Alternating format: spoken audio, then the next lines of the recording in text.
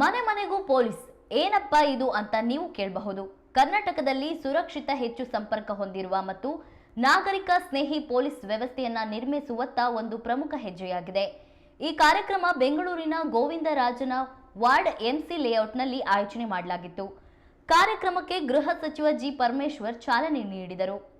ಕಷ್ಟ ಕಾಲದಲ್ಲಿ ಸಾರ್ವಜನಿಕರಿಗೆ ನೆರವಾಗುವ ಉದ್ದೇಶದಿಂದ ಈ ಹೊಸ ಯೋಜನೆಗೆ ಬೆಂಗಳೂರಿನಲ್ಲಿ ಚಾಲನೆ ದೊರೆತಿದೆ. ಈ ವೇಳೆ ಮಾತನಾಡಿದ ಗೃಹ ಸಚಿವ ಜಿ ಪರಮೇಶ್ವರ್, ಪೊಲೀಸರು ಉತ್ತಮ ಕೆಲಸ ಮಾಡ್ತಾ ಇದ್ದಾರೆ ಎಂದು ಹೇಳಿದರು. ಆದಷ್ಟು ಬೇಗನೆ ಮನೆ ಮನೆಗೆ ಪೊಲೀಸ್ ಕಾರ್ಯಕ್ರಮವನ್ನ ರಾಜ್ಯದ 28 ಜಿಲ್ಲೆಗಳಲ್ಲೂ ವಿಸ್ತರಣೆ ಮಾಡಬೇಕೆಂದು ಸೂಚನೆಯನ್ನ ನೀಡಿದರು.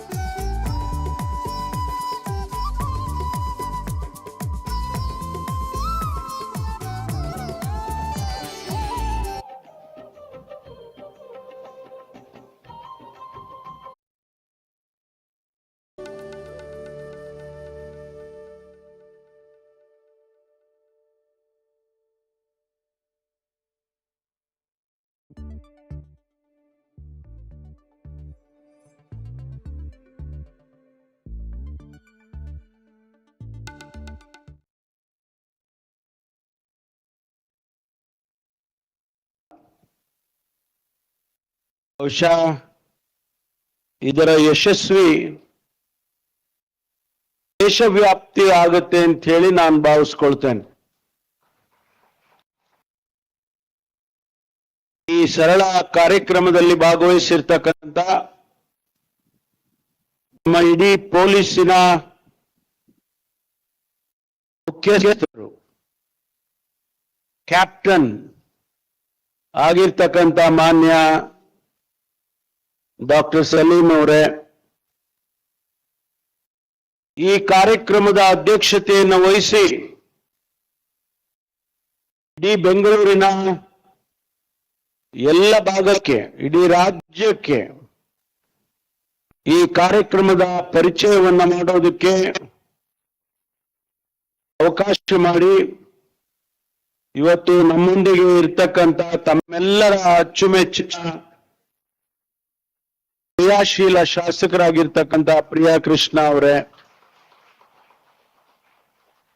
ಬೆಂಗಳೂರು ನಗರ ಶಾಂತಿಯಿಂದ ಇರಬೇಕು, ಎಲ್ಲರಿಗೂ ಒಂದು ರೀತಿಯಲ್ಲಿ ನಿರ್ಭಯವಾದ ವಾತಾವರಣ ಇರಬೇಕು ಅಂತ ಹೇಳಿ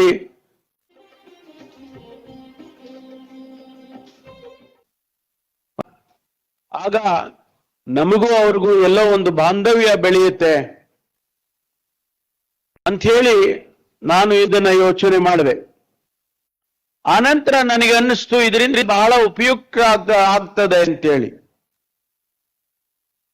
ಪ್ರತಿ ಪೊಲೀಸ್ ಸ್ಟೇಷನ್ ಲಿಮಿಟ್ ನಲ್ಲಿ ನಮ್ಮವರು ಪ್ರತಿನಿತ್ಯ ಬೀಟ್ ಹೋಗ್ತಾರೆ. ಆ ಬೀಟ್ ಹೋಗುವಾಗ ಯಾವ ಮನೆಯಲ್ಲಿ ಯಾರಿದ್ದಾರೆ, ಯಾವ ಮನೆಗೆ ಯಾರು ಬಾಡಿಗೆ ಬಂದಿದ್ದಾರೆ, ಹೊಸದಾಗಿ ಬಂದಿದ್ದಾರಾ ಅಥವಾ ಬಹಳ ವರ್ಷಗಳಿಂದ ಇದ್ದಾರಾ, ಅವ್ರ ಭಾಷೆ ಮಾತಾಡ್ತಾರೆ,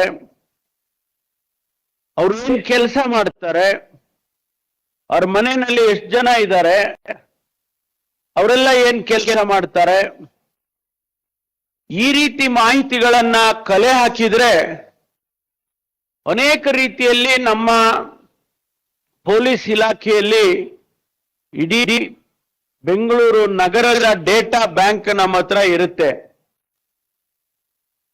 ಅದನ್ನ ಯಾವುದೇ ಸಂದರ್ಭದಲ್ಲೂ ನಾವು ಉಪಯೋಗ ಮಾಡ್ಕೊಳ್ಬಹುದು.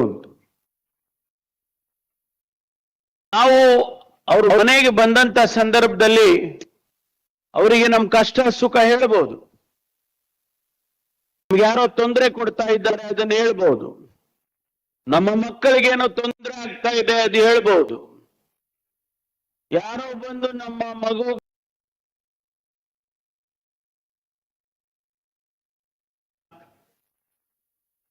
ಕ್ರಿಯಾಶೀಲ ಶಾಸಕರಾಗಿರ್ತಕ್ಕಂಥ ಪ್ರಿಯಾ ಕೃಷ್ಣ ಅವರೇ,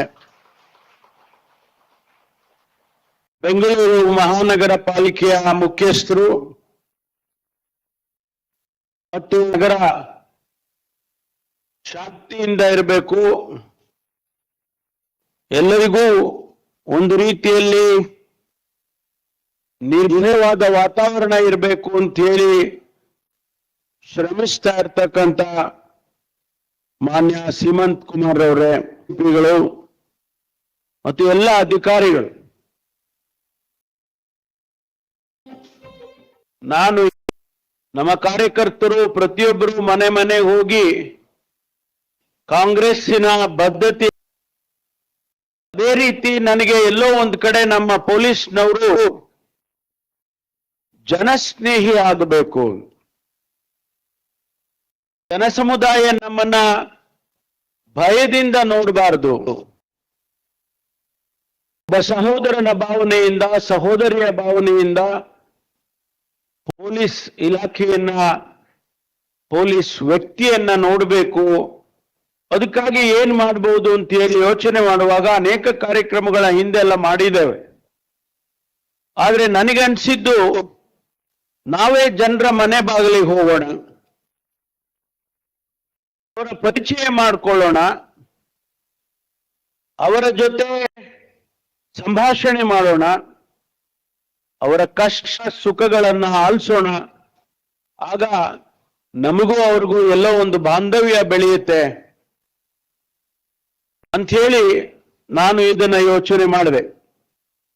ಆನಂತರ ನನಗೆ ಅನ್ನಿಸ್ತು ಇದರಿಂದ ಬಹಳ ಉಪಯುಕ್ತ ಆಗ್ತದೆ ಅಂತೇಳಿ. ಬಳ್ಳಾರಿ ಬೇಡ, ಬಳ್ಳಾರಿ ಆಮೇಲೆ ಬರ್ತೀನಮ್ಮ.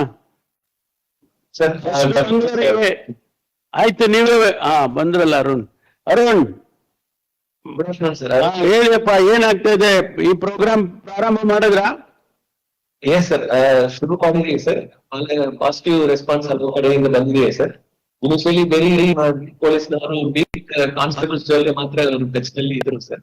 ಈಗ ಎಲ್ಲರ ಜೊತೆ ನೇರವಾಗಿ ಟಚ್ ನಲ್ಲಿ ಇರೋದ್ರಿಂದ ಪಬ್ಲಿಕ್ ನೇರವಾಗಿ ಪೊಲೀಸನ್ನು ಅಪ್ರೋಚ್ ಮಾಡಬಹುದು ಎಂದು ಆ ಹೆಸಿಟೇಷನ್ ಕಡಿಮೆ ಆಗಿದೆ ಸರ್. ಮತ್ತೆ ಅದೇ ತರ ಪೊಲೀಸ್ ಯಾವ ಕಾರಣಕ್ಕೆ ಮನೆಗೆ ಬಂದ್ರೆ ಮತ್ತೆ ಅದೊಂದು ಸ್ಟಿಗ್ಮಾ ತರ ಮೊದಲೇ ಅನಿಸ್ತಾ ಇತ್ತು ಸರ್. ಈಗ ಅದು ಸ್ವಲ್ಪ ರೆಕ್ಟಿಫೈ ಆಗಿದೆ ಸರ್. ಖಂಡಿತ ಎಲ್ಲ ಪ್ರಾಬ್ಲಮ್ಸ್ ಅನ್ನು ಜನರಲ್ ಆಗಿ ಪೊಲೀಸ್ ಅವರು ಕೇಳುವುದರಿಂದ ಪೊಲೀಸ್ ಮೇಲೆ ನಮ್ಮ ಮೇಲೆ ಟ್ರಸ್ಟ್ ಜಾಸ್ತಿ ಆಗಿದೆ ಸರ್. ಅಲ್ಲ, ನಿಮಗೆ ಮಂಗಳೂರಿನಲ್ಲಿ ಬಹಳ ಅಪರಾಧಗಳು ಆಗ್ತದೆ ಇತ್ತೀಚೆಗೆ, ಎಲ್ಲ ಕಡಿಮೆ, ನೀವೆಲ್ಲ ಹೋದ್ಮೇಲೆ ಸ್ವಲ್ಪ ಕಡಿಮೆ ಆಗಿದೆ ಅಂತ ಕೇಳಿದ್ದೇನೆ.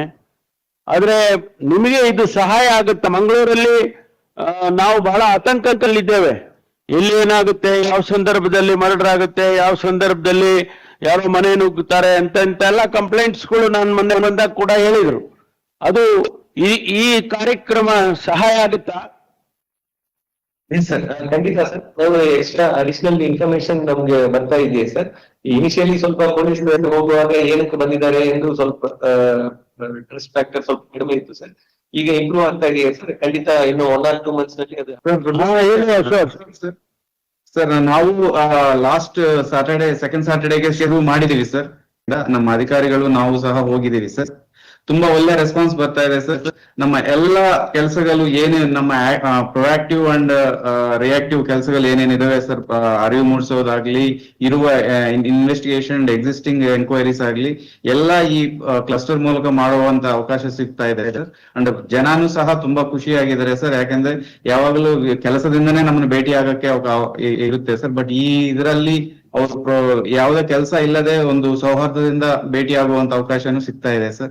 ಅಂಡ್ ತಮ್ಮ ಓನ್ ಡಿಸ್ಟ್ರಿಕ್ಟ್ ಆಗಿರೋದ್ರಿಂದ ಅವರು ಅದರಲ್ಲಿನೂ ತುಂಬಾ ಖುಷಿ ಪಡ್ತಾರೆ ಸರ್. ತಮ್ಮ ಡಿಪಾರ್ಟ್ಮೆಂಟ್ ಇಂದ ನಾವು ಹೋಗಿ ಮಾತಾಡ್ತಾ ಇದ್ವಿ ಅಂತ. ಸೊ ಇನ್ನು ಮುಂಚೆ ನಮ್ಗೆ ಟೋಟಲ್ 551 ಬೀಟ್ಸ್ ಇದಾವೆ ಸರ್. ಅದರಲ್ಲಿ ಮಿನಿಮಮ್ ಈಚ್ ಬೀಟಿಗೆ ಅರೌಂಡ್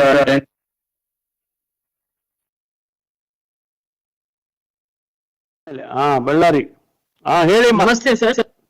ಸರ್ ನಾವು ಪ್ರಾರಂಭ ಮಾಡಿದೀವಿ ಸರ್. ಬಹಳ ಒಳ್ಳೆ ರೆಸ್ಪಾನ್ಸ್ ಇದೆ ಸರ್. ಜನಗಳು ಬಹಳ ಖುಷಿ ಪಡ್ತಿದ್ದಾರೆ ಸರ್. ಅದ್ರಲ್ಲೂ ಒಂದು ಓಲ್ಡ್ ಏಜ್ ಅಲ್ಲಿ ಇರುವಂತವ್ರು ವುಮೆನ್ಸ್ ಎಲ್ಲ ಬಹಳ ಖುಷಿ ಪಡ್ತಾ ಇದ್ದಾರೆ ಸರ್. ಈಗ ಜಾಸ್ತಿ ಕರೆಗಳಾಗಿದೆ ಸರ್, ನಮ್ಮ ಮನೆಗೆ ಯಾವಾಗ ಸ್ಟಾರ್ಟ್ ಮಾಡ್ತೀರಿ, ಈ ಏರಿಯಾಗೆ ಯಾವಾಗ ಬರ್ತೀರಾ ಅಂತ ಹೇಳಿ. ಗ್ರಾಜುಯಲಿ 3 ಮಂತ್ಸ್ ಅಲ್ಲಿ ನಾವು ಫುಲ್ ಇಂಪ್ಲಿಮೆಂಟ್ ಮಾಡ್ತೀವಿ ಸರ್. ಒಳ್ಳೆ ಗುಡ್ ರೆಸ್ಪಾನ್ಸ್ ಇದೆ ಸರ್. ವೆರಿ ಗುಡ್, ಬಹಳ ಸಂತೋಷ. ವಿಶೇಷವಾಗಿ ಹೆಣ್ಮಕ್ಳಿಗೆ ಅನುಕೂಲ ಆಗುತ್ತಾ? ಎಸ್ ಸರ್, ಖಂಡಿತ. ಆಫೀಸರ್. ಎಸ್ ಸರ್, ನಾನು ಕಪ್ಪುಗಲ್ಲು ಒಂದು ವಿಲೇಜ್ ಗೆ ಭೇಟಿ ಮಾಡಿದೆ ಸರ್. ಇದ್ರ ಸಂಬಂಧವಾಗಿ ಬಹಳ ಖುಷಿ ಪಟ್ರು ಸರ್ ಈ ಒಂದು ಕಾರ್ಯಕ್ರಮದ. Very good. ಕಲಬುರ್ಗಿ ನಮಸ್ತೆ ಸರ್. ಕಲಬುರ್ಗಿ ಅಲ್ಲ, ಇದು ಬೆಳಗಾಂ ಹೋಗೋಣ. ಭೀಮಾಶಂಕರ್ ನಮಸ್ಕಾರ ಸರ್.